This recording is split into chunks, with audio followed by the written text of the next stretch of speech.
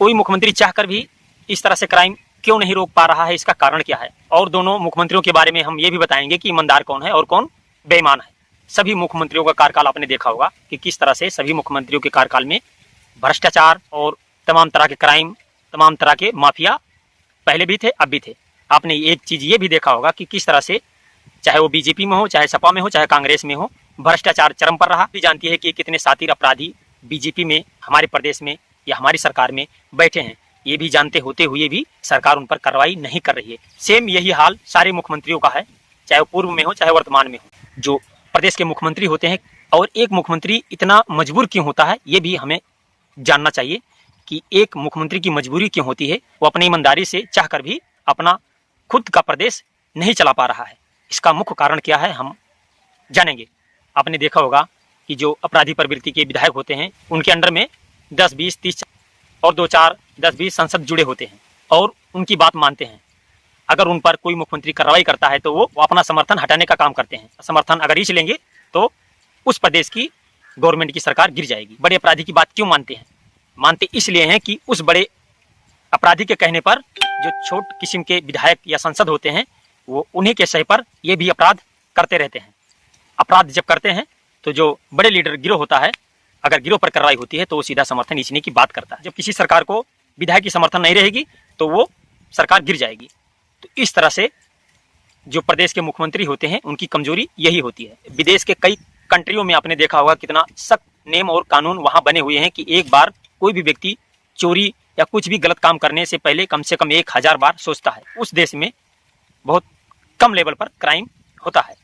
ठीक से भारत के संविधान में संशोधन किया जाए और कठोर सख्त नियम बनाए जाएं, सख्त कानून बनाए जाएं। कानून के खौफ से कोई भी व्यक्ति गलत करने का सोच भी नहीं सकेगा। बाकी ये सभी मुख्यमंत्रियों को और सभी अधिकारियों को और सभी प्रदेश के मुख्यमंत्रियों और सभी लोगों को ये चीज पता है कि भारत में किस तरह से भ्रष्टाचार और लूट मचा हुआ है। आप ये भी जानते हैं कि ये पैसा लूट कहाँ जाता है और कहाँ खर्च भी होता है। बशर्ते अपने भारत का अगर कानून और सिस्टम सही हो जाए, कानून बने कि कोई भी विधायक पर, संसद पर अगर मुख्यमंत्री बेधड़क कार्रवाई करता है तो कोई भी विधायक और संसद अपना समर्थन न हटा सके कि जिससे प्रदेश की सरकार गिर जाए। अगर इस तरह से ठोस कानून बनेगा कि कोई भी मुख्यमंत्री किसी भी संसद विधायक पर ठोस कानूनी कार्रवाई करता है तो उसकी सरकार, इस तरह से कानून बन जाएंगे तो कोई भी मुख्यमंत्री बेधड़क अपने दायित्वों का पालन करेगा। जब एक पार्टी की प्रदेश में सरकार रहती है तो उससे भी लोग ऊब जाते हैं और कहते हैं कि हमें दूसरी सरकार चाहिए, परिवर्तन होना चाहिए। फिर जब दूसरी सरकार आती है, दूसरे पार्टी की जब प्रदेश में सरकार बनती है, उसमें भी महीने 2 महीने जाकर उसी तरह से आप भ्रष्टाचार, क्राइम होते देखते हैं। और ये कहना है कि प्रदेश की सरकार या प्रदेश की गवर्नमेंट, पार्टी की सरकार, पार्टी की गवर्नमेंट बदले या ना बदले, कौन रहे कौन ना रहे, लेकिन ये बात जरूर होनी चाहिए कि अपने भारत में एक सख्त नियम कानून लागू हो कि जिससे पूरे भारत के लोग डरें और तभी कंट्रोल कर सकते हैं और पा सकते हैं कि जब इस तरह से सख्त नियम भारत में लागू हो जाएगा, उसके बाद में आप किसी की भी सरकार रहे, किसी की भी गवर्नमेंट रहे, इस तरह से क्राइम, जैसे आप देखते हैं विदेशों में सख्त कानून होने के कारण वहां आप देखेंगे कि क्राइम सीमा बहुत कम है। विदेशों की तरह आप यहाँ पर भी देखेंगे कि क्राइम कंट्रोल काफी कम हो चुका है। इसके बारे में हम ये भी आपको बताना चाहेंगे कि विदेश में क्राइम कंट्रोल क्यों है। क्या वहाँ के जैसा भारत में नियम कानून लागू नहीं हो सकता? तो विदेशों में सख्त नियम कानून का मुख्य कारण ये है कि वहाँ के जैसे वहाँ इलेक्शन नहीं होते, वहाँ राजशाही हुकूमत है, वहाँ सिर्फ राजा की हुकूमत मानी जाती है। वहाँ राजतंत्र है, ना कि लोकतंत्र है। लोकतंत्र मतलब कि जहाँ चुनाव होते हैं, यानी हर कोई वहाँ खड़ा होकर देश प्रदेश चला सकता है। और वहाँ के जो राजा होते हैं, उन्हीं के परिवार, उन्हीं के राजशाही में उस व्यक्ति को चुनेंगे।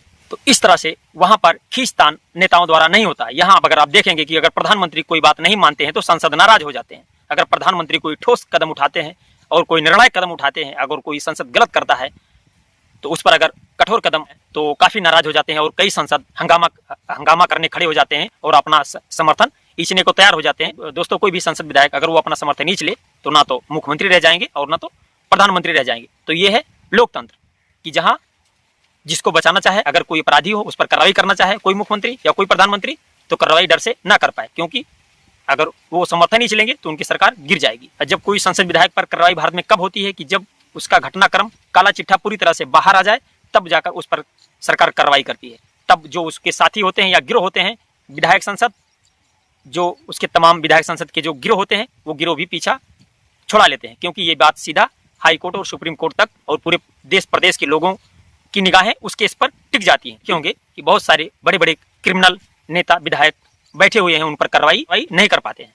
भारत में इसके लिए एक कानून बने कि कोई भी संसद विधायक चाहकर भी मुख्यमंत्री का समर्थन न ईच सके। किसी भी प्रकार अगर संसद विधायक समर्थन ईच भी ले तो किसी भी प्रकार उस मुख्यमंत्री को किसी भी परिस्थिति में उसे मुख्यमंत्री के पद से हटाया न जाए।